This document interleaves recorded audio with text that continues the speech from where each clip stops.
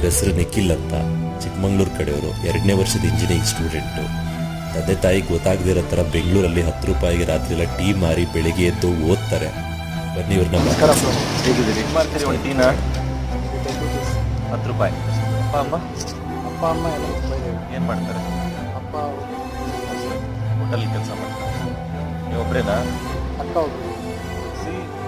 ಆಮೇಲೆ ಮತ್ತೆ ಕಾಲೇಜ್ ಹೋಗ್ಬೇಕು. ಅಪ್ಪ ಅಮ್ಮನಿಗೆ ಯಾಕೆ ಹೇಳಿಲ್ಲ ಮಾಡ್ತಿರೋದು ಕೆಲಸ, ಬೈತಾರೆ ಅಂತನಾ? ಇಲ್ಲ, ನನಗಿರೋದು ಅವರಿಗೆ ಶೇರ್ ಮಾಡಿ ಪಾಪ ಅಮ್ಮಗೆ ಹೇಳಿದ್ರೆ ಅವ್ರು ಕಟ್ಕೊಳಕ್ಕಾಗಲ್ಲ. ನನ್ನ ಮಗಳು ಅವ್ರಿಗೆ ಏನೋ ಅಂತ ಅನಿಸ್ತಾರೆ. ಹೇಳಿ ಗೂಗಲ್ ಪೇ ನಂಬರ್. 636 ಅಂತ ಏನೇನು 5000 ಹಾಕಿದ್ದೀರಾ? ಒಳ್ಳೇದಾಗಲಿ, ಬೇಡ, ಚೆನ್ನಾಗಿ ಓದಿ. ಫೀಲಿಂಗ್ ಅಂಡರ್ಸ್ಟ್ಯಾಂಡ್ ಮಾಡ್ಕೊಂಡ್ರೆ ಅಷ್ಟೇ.